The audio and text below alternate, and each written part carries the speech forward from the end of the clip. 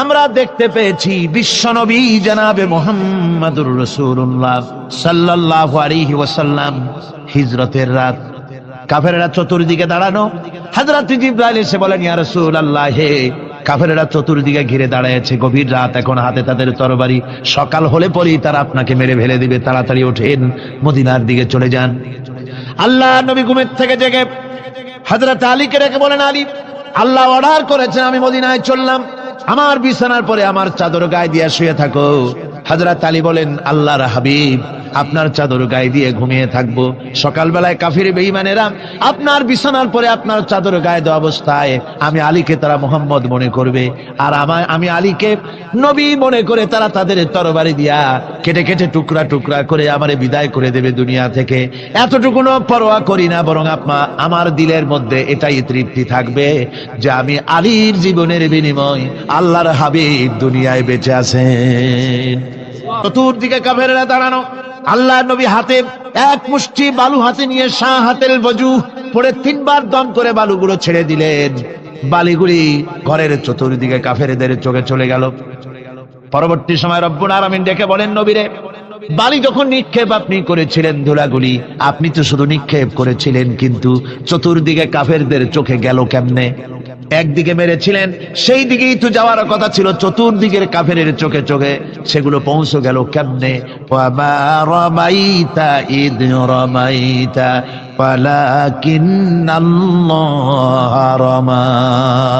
আপনি নিক্ষেপ করেন নাই, যখন আপনি নিক্ষেপ করেছিলেন আপনি তো শুধু বালুকণা ছেড়েছেন, আর ওই বালুকণাগুলি ঘরের চতুর্দিকে সব কাফেরদের চোখে পৌঁছবার দায়িত্ব আমার কুদরত গ্রহণ করেছিল।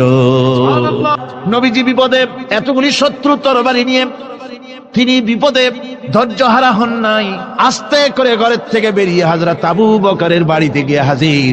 দরজায় গিয়ে আওয়াজ দিলেন, আবু বকর। অমনি দরজা খুলে গেল। লাব্বাইক ওয়া সাদাইক। হুজুর বলেন, আবু বকর রে, একটা ডাকে কেমনে সাড়া দিলে? তুমি কি ঘুমাইছিলে না? হযরত আবু বকর বলেন, হুজুর, আপনি বলেছেন আমাকে নিয়ে হিজরত করবেন, আমি মনে মনে চিন্তা করেছি, না জানি কত রাত্রে নবীজি আসেন, উঠতে যদি আমার দেরি হয়ে যায়, নবীজি যদি দরজার কাছে দাঁড়ায় দাঁড়ায় আমারে ডাকাডাকি করে, আর আমি যদি ঘুমায় থাকি, তাহলে আল্লাহ নবীর সঙ্গে বেয়াদবি হয়ে যাবে। এই মনে করে বিছানায় না ঘুমাইয়া আপনার গলার আওয়াজ শোনার জন্য এই দরজার সঙ্গে পিঠ লাগাইয়া লাগাইয়া দাঁড়ায়া ঘুমাচ্ছিলাম। আবু বকরকে সঙ্গে করে নিয়ে চললেন মদিনার দিকে। উল্টা পথে রওনা করলেন। বারবার কাবা শরীফের দিকে তাকাতে লাগলেন। বুখারী শরীফে এসেছে, নবীজি বারবার কাবার দিকে তাকিয়ে বলতেছেন, রে কাবা, বড় আশা ছিল তোর কাছে থাকবো, তোর খেদমত করব, কিন্তু তোর নিষ্ঠুর সন্তানেরা তোর কাছে আমারে থাকতে দিল না রে। জাবালে কেতোয়ার উপর দিয়ে চলে গেলেন, জাবালে সুরে। গুহার কাছে যখন গিয়েছেন, হযরত রক্ত হয়ে গেল। হযরত আবু বকর রাদিয়াল্লাহু তাআলা আনহু বলছেন, হুজুর, আর উপায় নাই, দিন হয়ে গেল, এখন বুঝি ধরা পড়ে যাব, ওই গুহার মধ্যে গিয়ে আশ্রয় নেই। তবে আপনি দাঁড়ান, গুহার ভিতরেই পাহাড়িয়া গুহা, বিচ্ছু থাকতে পারে, সাপ থাকতে পারে, আমি আগে ঢুকি, যদি কোনো হিংস্র প্রাণী থাকে আমার উপর দিয়া আঘাত হয়ে যাক, আল্লাহর নবী হেফাজতে থাকুন। হযরত আবু বকর রাদিয়াল্লাহু তাআলা আনহু গুহার ভিতরে নামলেন। নেমে গুহা সাফ করে হুজুরকে ডাকলেন। হুজুর তাশরীফ ফরমালেন গুহার মধ্যে। হুজুর বলেন, আবু বকর, হেঁটে হেঁটে কষ্ট হয়ে গেছে, তুমি বসো, তোমার উরুর উপরে মাথা রেখে আমি একটু ঘুমায়ে যাই। আল্লাহর হাবিব ঘুমায় গেলেন। হযরত আবু বকর লক্ষ্য করে দেখেন চতুর্দিকে অনেকগুলি গর্ত দেখা যায়। এই গর্ত থেকে সাপ আসতে পারে, বিচ্ছু আসতে পারে মনে করে নিজের গায়ের চাদর ছিঁড়ে ছিঁড়ে আমি তাকে আরামে বিঘ্ন ঘটাতে পারতাম না।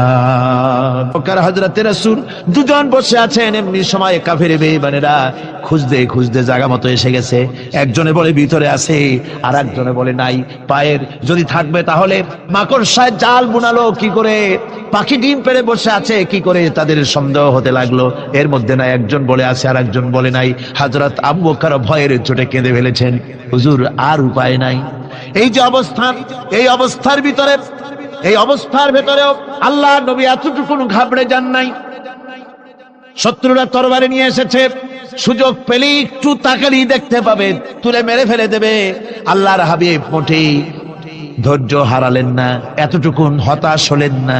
আল্লাহ পাকের হাবিব তার সাথীকে কি বললেন? তখন কোরআনে কারীম সূরা তাওবার মধ্যে আল্লাহ তা উদ্ধৃত করেছেন মুমিনদের জন্য, এ আমার সাথী, ও বন্ধু, ভয় করো না, চিন্তা করো না, আমরা মাইনরিটি নই, আমরাই মেজরিটি। তার কারণ আল্লাহ আমাদের সাথে আছেন। সুবহানাল্লাহ। আল্লাহ পাক তার মনের মধ্যে গভীর প্রশান্তি এবং স্বস্তি দান করলেন, আর এমন সৈন্য দিয়ে সাহায্য করলেন যে সৈন্যদেরকে তোমরা দেখতে পাও না।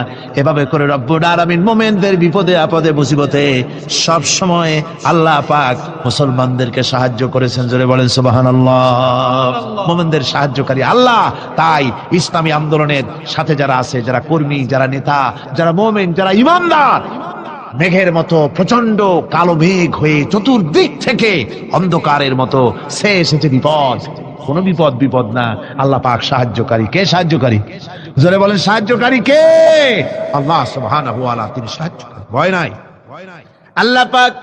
আল্লাহ পাকের উপর ঈমান আনলে পরে কলিজার ভিতরে দুর্জয় সাহসের সৃষ্টি হয়ে যায়, কোনো ভয় অন্তঃকরণে তার থাকে না। আল্লাহ পাক সাহায্য করেন। আর আল্লাহর উপরে ঈমান আনলে পরে রব্বুল আলামিন বলেছেন আযাবিন আলীম, এমন একটা ব্যবসার কথা কি বলবো না যে ব্যবসায় তোমাদেরকে জাহান্নামের আযাব থেকে বাঁচায় দেবে। তার প্রথম কাজই হলো আল্লাহর প্রতি ঈমান আনা। ঈমান আনলে পরে এই সমস্ত গুণ তৈরি হয়ে যায়। আর ঈমানে সবচাইতে উপকৃত হয় সমাজের লোকেরা, রাষ্ট্রের লোকেরা, পরিবারের লোকেরা, দেশের মানুষ উপকৃত হয় মুমিনদের দিয়ে ঈমানের কারণে। তার কারণ হলো একজন মুমিন, একজন ব্যক্তি যখন ঈমানদার হয়, মুমিন হয়ে যায়, আল্লাহর প্রতি যখন প্রগাঢ় বিশ্বাস তার এসে যায়, তখন সেই ব্যক্তি নৈতিকতার মান তার বেড়ে যায়। জোরে বলেন সুবহানাল্লাহ। নৈতিক চরিত্রের উপরে সে প্রতিষ্ঠিত হয়, সে মিথ্যা বলতে সাহস পায় না। মুমিন ব্যক্তি মিথ্যা বলতে সাহস পায় না। একজন নিয়ন্ত্রণকারী ফেরেশতা তোমার ডানে এবং বামে বসে বসে তোমাকে নিয়ন্ত্রণ করছে, কোথায় যাও, কি করো, এই ফেরেশতারা বসে বসে সব দেখতেছে। মা ইয়ালফিযু মিন কাওলিন ইল্লা লাদাইহি রাকীবুন আতীদ। মানুষ এমন কোন কথা বলে না যা ফেরেশতারা রেকর্ড না করে, সব রেকর্ড হয়ে যায়। তাই মুমিন ব্যক্তি দায়িত্বহীন কথা বলতে পারে না। মুমিন ব্যক্তির চরিত্র ভালো হয়ে যায়, সে যে কথা বলে বুঝে শুনে কথা বলে, সে যে ওয়াদা করে বুঝে শুনে ওয়াদা করে, যেহেতু সবকিছুর জবাব কিয়ামতে দিতে হবে। কোথায় দিতে হবে? কোথায় দিতে হবে? কিয়ামতে আল্লাহর দরবারে জবাব দিতে হবে। বন্ধুগণ, এই জন্য মুমিন যারা, মুমিনদের চরিত্র প্রতিষ্ঠিত হয়, মুমিনদের ধারণা থাকে যেখানেই যাই না কেন, যেখানেই বসি না কেন, সেখানেই আল্লাহ, আল্লাহ ছাড়া কোনো জায়গা নাই। আছে নাকি? আছে। আল্লাহ পাক বলেন মা ইয়াকুনু মিন নাজওয়া সালাসাতিন ইল্লা হুয়া রাবিউহুম। তোমরা যেখানে তিনজন মিলে পরামর্শ করো, মনে রেখো তিনজন নও, ওখানে চতুর্থ সত্তা আমি রব্বুল আলামিন তোমাদের কাছে আছি, সব শুনি আর দেখি। পাঁচজন যেখানে হও সেখানে আমি ষষ্ঠ। এর থেকে যদি কম হও, এর থেকে যদি বেশি হও, বান্দারে তুমি আছো যেখানে আমি আল্লাহ আছি সেখানে। উপায় নাই, সব জায়গায় আমি দেখতে পাচ্ছি। শুধু তাই নয়, রাত্রিবেলায় মানুষেরা গোপনে পরামর্শ করে, করে না? করে কিনা? কোয়ালিটি কি আলোচনা করলাম? ঈমানের কোয়ালিটি। এই কোয়ালিটি দিয়ে যেন আল্লাহ আমাদেরকে ভরপুর করে দেন। জোরে বলেন আমিন। বিবাহ করার সময় মেয়েকে বলা হয়, কনেকে বলা হয়, অমুকের ছেলে অমুকের সাথে এত টাকা মহারানায় তোমাকে তার নিকাহে সবর্দ করা হচ্ছে। মহিলা তখন মৌন সম্মতি অথবা মুখ খুলে বলে আলহামদুলিল্লাহ, কবুল করলাম, একটা কিছু বলে বা চুপ করে থাকে। আর পুরুষকে যখন বলা হয় অমুকের মেয়ে অমুককে এত টাকা মহারানায় তোমার বিবাহে, তোমার নিকাহে করা হচ্ছে, সে তখন আলহামদুলিল্লাহ বলে, কবুল বলে, গ্রহণ করলাম বলে। কথা তো বললো কবুল। এখন দেখুন, কিছুদিন যাওয়ার পর যদি ওই মেয়ে লোকটি স্ত্রী, সে যদি বলে যে আমার কাপড় ছিঁড়ে গেছে, কাপড় এনে দাও, আমি অসুস্থ হয়েছি, আমাকে চিকিৎসা করাও, আমি বাপের বাড়ি যাব, খরচ দাও, ইত্যাদি যদি বলে। আর যদি তখন স্বামী বলে যে আমি তো বিয়ের সময় শুধু কবুল বলছিলাম, তোমার শাড়ি কিনে দেওয়া লাগবে, তোমার চিকিৎসা করার লাগবে, তোমার বাপের বাড়ি পাঠাবার খরচ আমার দেওয়া লাগবে, এই সব কথা তো আমি স্বীকার করি নাই। আবার উল্টাটা দেখেন,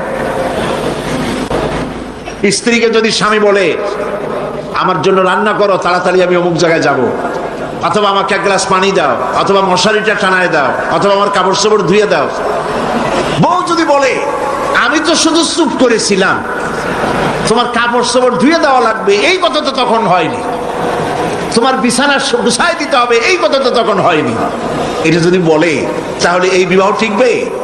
টিকবে এই বিবাহ?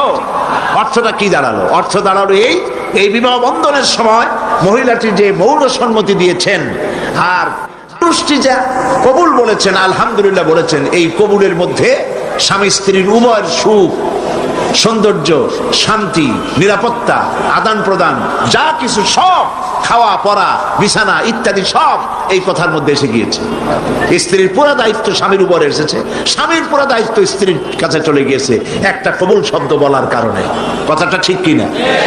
ঠিক অনুরূপ ভাবে বুঝতে চেষ্টা করুন, যখন আপনি মনে মনে বিশ্বাস করে মুখ দ্বারা যখন উচ্চারণ করেছেন লা ইলাহা ইল্লাল্লাহ, এই কথা যখন স্বীকার করেছেন, সমস্ত মুসলমান নরনারী কলিজার মধ্যে এই কথা গেঁথে নিন।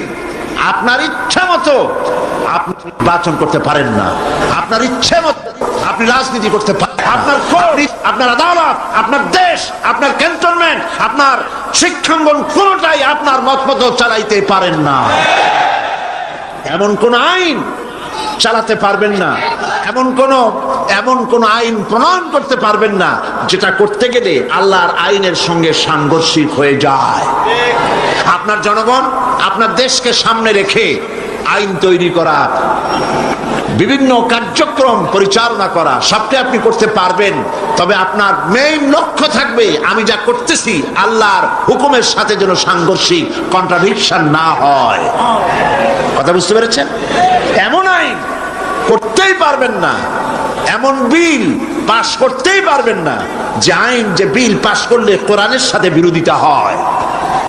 প্রবল জ্ঞানী হইবে যাহারা, আপন মনেতে বুঝিবে তাহারা, রাত্রি পারে না আগে যাইবার, দিনের স্থান করে অধিকার, চন্দ্র বাঁধে না সূর্যের গায়েতে, পারে না চন্দ্রকে ধরিতে, যার যে স্থান বহল রাখিয়া ভ্রমণ করিছে খোদাকে ডরিয়া।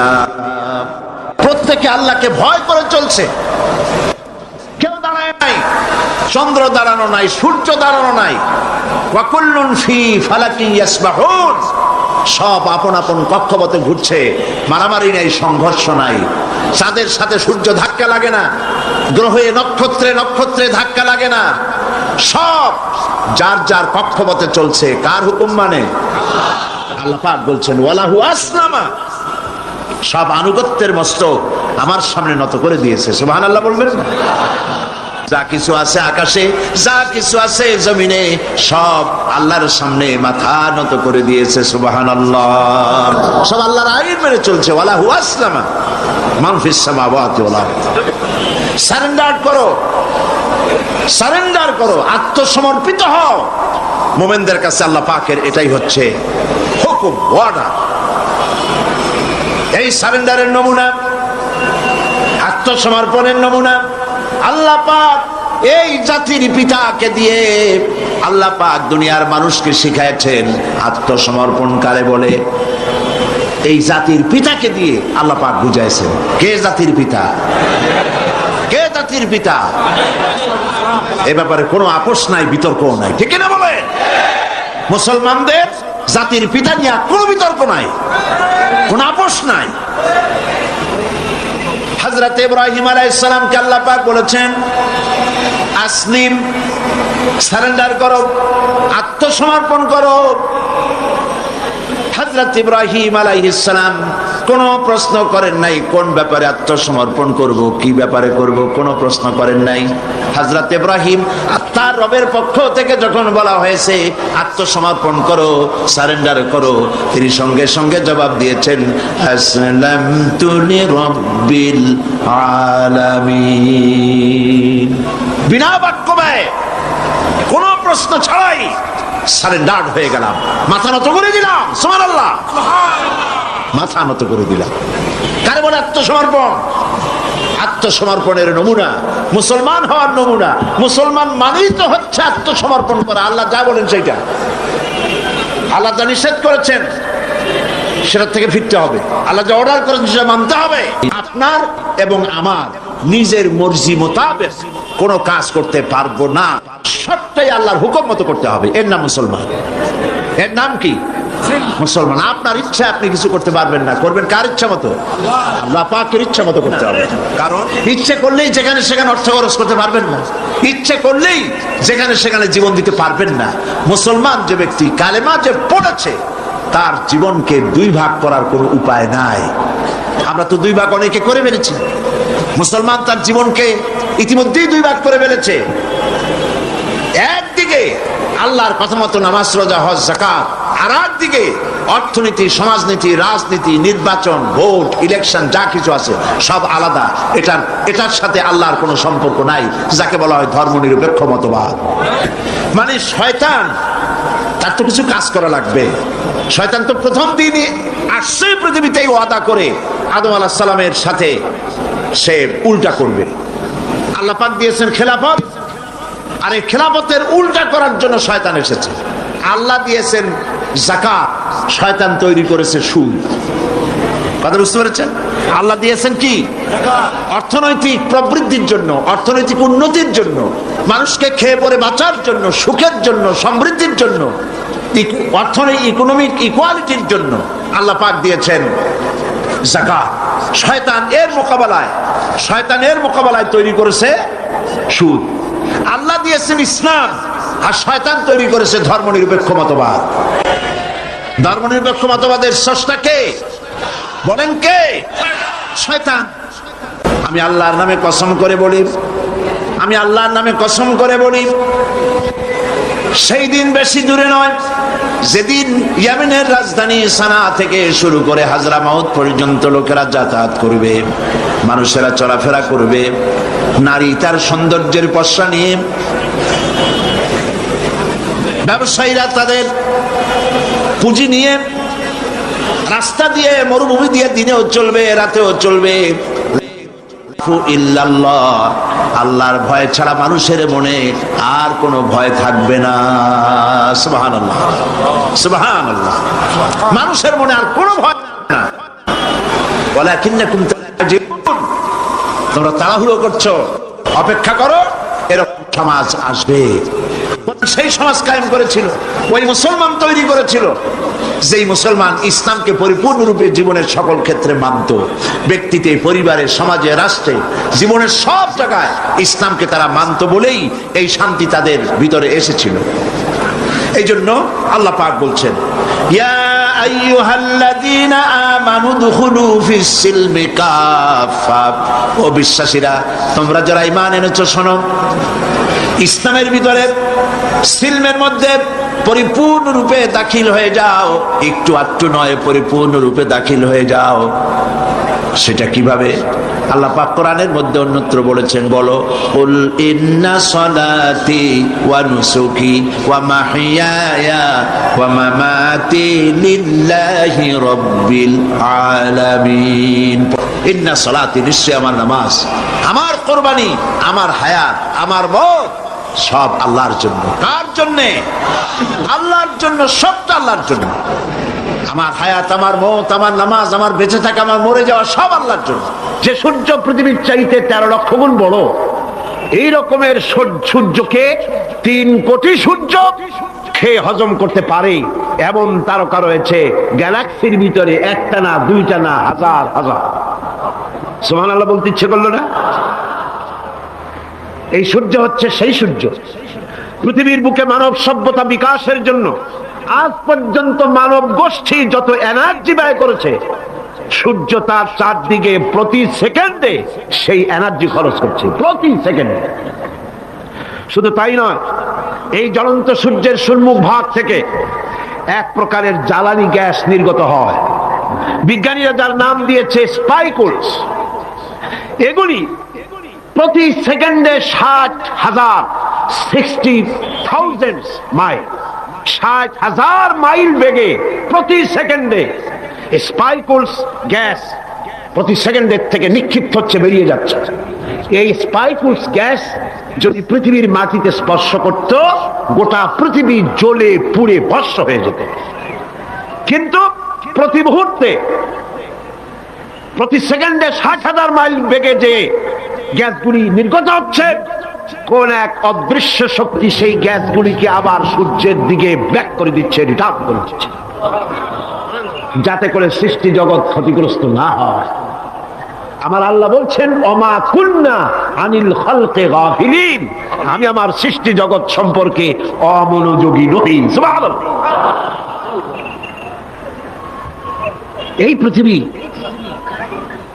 এই পৃথিবীতে চন্দ্র এবং সূর্য একটা পরিমাপ অনুযায়ী আল্লাহ পাক রেখেছেন।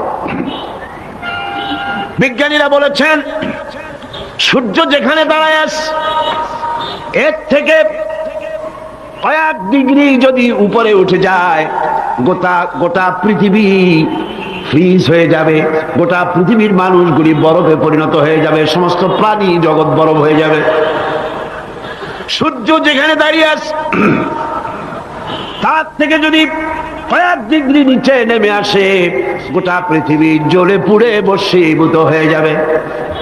চাঁদ যেখানে দাঁড়িয়ে আছে, তার থেকে যদি কিছু উপরে উঠে যায়, গোটা পৃথিবী মরুভূমি হয়ে যাবে।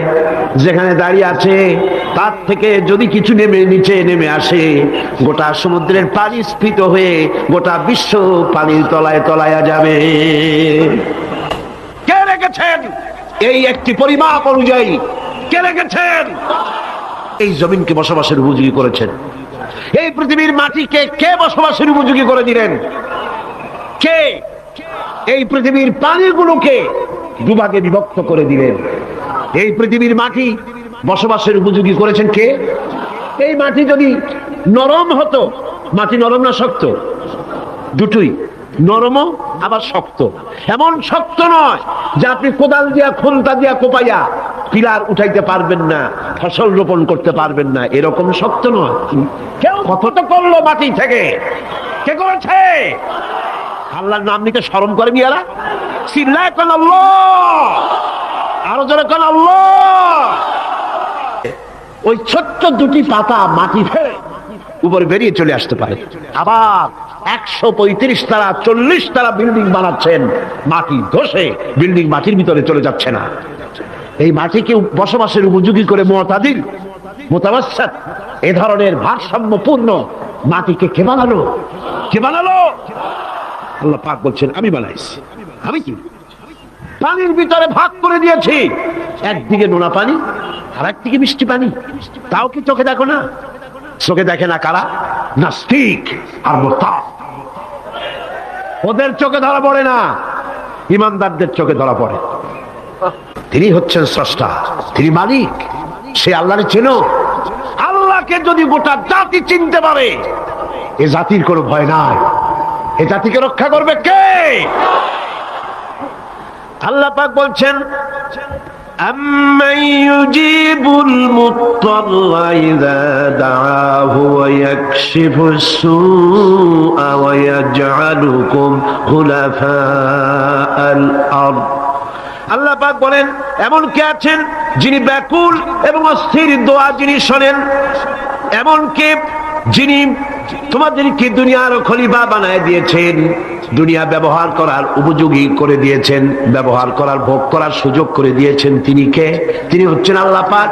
গভীর রাত্রে আপনি যে ক্রন্দন করেন, চিন্তা করেন, মামলায় পড়ে, মকদ্দমায় পড়ে, কষ্টে পড়ে, ঋণগ্রস্ত হয়ে, রোগগ্রস্ত হয়ে, ব্যথা নিয়ে, বেদনা নিয়ে, অস্থির মন নিয়ে আপনি যে দোয়া করেন, সেই দোয়া কে শোনে বলেন? কে শোনে? আল্লাহ রাব্বুল আলামিন বলেন, আমি শুনতে পাই, আমি সব শুনতে পাই, সামিউম বাসীর, এমন কিছু নেই যে আমি শুনি না। সমুদ্রের অতল তলদেশে শৈবালের সাথে লাগানো, প্রবালের সাথে লাগানো ছোট্ট একটি পোকা, যা মাইক্রোস্কোপ যন্ত্র ছাড়া দেখা যায় না, আটলান্টিক মহাসাগরের অতল তলদেশে ওই পাথরের সাথে মিশে থাকা ছোট্ট পোকাটি যদি ক্ষুধার জ্বালায় চিৎকার মারে, যদি পেটের যন্ত্রণায় চিৎকার মারে, কেউ শোনে না। আল্লাহ পাক বলেন, আমি আরশের মালিক, আমি শুনতে পাই। তাহারা মরুভূমিতে যাই, হিসাব করে দেখি কত সহস্র কোটি বালুকণা সেখানে আছে। এ ব্যাপারে কোটি কোটি সহস্র সহস্র বিলিয়ন মিলিয়ন ট্রিলিয়ন ডলার খরচ করার কোন দাম আছে? মানুষ মানুষের জন্য, মানুষ মানুষের কল্যাণের জন্য। সেই কল্যাণ যদি সাধিত না হয় তাহলে কি হবে? আল্লাহ পাক বলছেন, এই পৃথিবী তোমাদের জন্য ভোগ দখলের জন্য দিয়েছি। পৃথিবী নিয়ে বেশি ভাবো, এখানে নিয়ামত আছে, সাথে বাস করতে পারবা না, সাথে যাইতে পারো, সাথে তো মানুষ গেছেও, যাইতে ক্ষতি নাই, আমি কিন্তু মানা করি না। আর আমার মানা সরিবে কে? সাথে যাক না, ক্ষতি কি? আমার বক্তব্য মনে হয় বুঝতে আপনাদের কষ্ট হয় নাই। বুঝতে কষ্ট হয়েছে? আমার বক্তব্য হচ্ছে যে রিসার্চে, যে গবেষণায় মানবতার কল্যাণ হয়, পৃথিবীর কল্যাণ হয়, টাকা সেখানে লাগু। কিন্তু পৃথিবীর ইহুদি খ্রিস্টান ঐক্যবদ্ধ, মানবতার কল্যাণে টাকা খরচ করা হবে না। মানবতার কল্যাণে না, বরং অন্য কাজে রিসার্চ করে করে টাকা পয়সা খরচ করা হবে। যাক, তারা করতে থাকো। এরপরে আল্লাহ পাক বলেন, কে সে যিনি জলে স্থলে অন্ধকারে তোমাদের পথ দেখিয়ে দেন? অন্ধকারের ভিতরে, পানির ভিতরে এবং স্থল ফাঁকে কে তোমার পথ দেখায়? কে দেখায়? বলেন না, কে দেখায়? সমুদ্রের ভিতরে নাবিকেরা যখন পথ চলে, দিনের বেলায় সূর্য দেখে পথ নির্ণয় করে, কিন্তু রাতের বেলায়, রাতের অন্ধকারে সে যেন পথ হারায় না ফেলে, সেই জন্য আল্লাহ রাব্বুল আলামিন বলেন, আমি আকাশে তারকা খচিত করে রেখেছি, তারকা দেখে দেখে নাবিকরা পথ নির্ণয় করে গন্তব্যে পৌঁছে যায়, পথ হারায়া যায় না। অন্ধকারের ভিতরে আমি তো পথ সৃষ্টি করেছি। তার সাথে কে আছে শরীক, যিনি কাজগুলিতে আল্লাহর সাথে সহযোগিতা করেছে? আছে কেউ? সুতরাং আল্লাহ পাক যারা শিরক করছে তার থেকে আল্লাহ পাক মুক্ত। তিনি বৃষ্টি বর্ষা এবং বৃষ্টির আগে ঠান্ডা বাতাস দিয়ে বৃষ্টি আসছে এই সুসংবাদ প্রদান করেন। এ কাজের মধ্যে কেউ নেই আল্লাহর শরীক।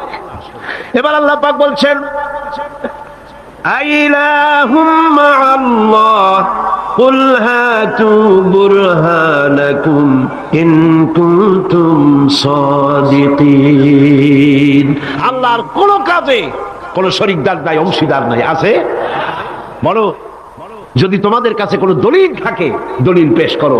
আকাশ তৈরি, সূর্য তৈরি, চন্দ্র তৈরি, গ্রহ নক্ষত্র, সৌররাজি, নবমণ্ডল, ভূমণ্ডল, যা কিছু আমি বানিয়েছি আর যা কিছু করেছি, এর মধ্যে আমার শরীক কি আছে দেখো। যদি তোমার কাছে দলিল থাকে, দলিল আনো, যুক্তি পেশ করো। আছে কোনো যুক্তি? এদের কাছে যুক্তি হলো আকাশ বলতে কিছুই নাই। কি আছে? অনেক দূরে, সেই জন্য নীলে নীলে দেখা যায়।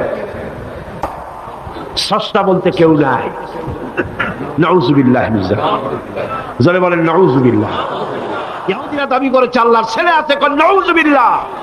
খ্রিস্টানরা আল্লাহর স্ত্রী পর্যন্ত বানিয়েছে, কোন নাউযুবিল্লাহ। আল্লাহ পাক বলেন, ছোট্ট একটি সূরার ভিতরে তাওহীদের কথা এমন ভাবে পেশ করেছেন যা গোটা পৃথিবীর মানুষ যদি হেদায়েত পেতে চায়, ছোট্ট সূরাটি তার জন্য যথেষ্ট। পড়েন আমার সাথে, কুল হুয়াল্লাহু আহাদ। পড়েন সবাই, কুল হুয়াল্লাহু আহাদ আল্লাহুস সামাদ লাম ইয়ালিদ ওয়া লাম ইউলাদ ওয়া লাম ইয়াকুল লাহু কুফুয়ান আহাদ। আল্লাহ পাক বলেন, হে নবী আপনি বলুন, আল্লাহ এক এবং একক, তার কোন অংশীদার নাই, তিনি বেনিয়াজ, তিনি কাউকে জন্ম দেন নাই, তাকেও কেউ জন্ম দেয়নি। আকাশ আর জমিনে আল্লাহর সমকক্ষ কেউ নাই, কেউ নাই। তিনি এক এবং একক। তার একত্ববাদের দাওয়াত দেওয়ার জন্য অসংখ্য পয়গম্বর আল্লাহ পাক এই দুনিয়া পাঠিয়েছেন, আর সমস্ত পয়গম্বর দাওয়াত দিয়েছেন কি, লা ইলাহা ইল্লাল্লাহু মুহাম্মাদুর রাসূলুল্লাহ। সবাই দাওয়াত দিয়েছেন লা ইলাহা ইল্লাল্লাহ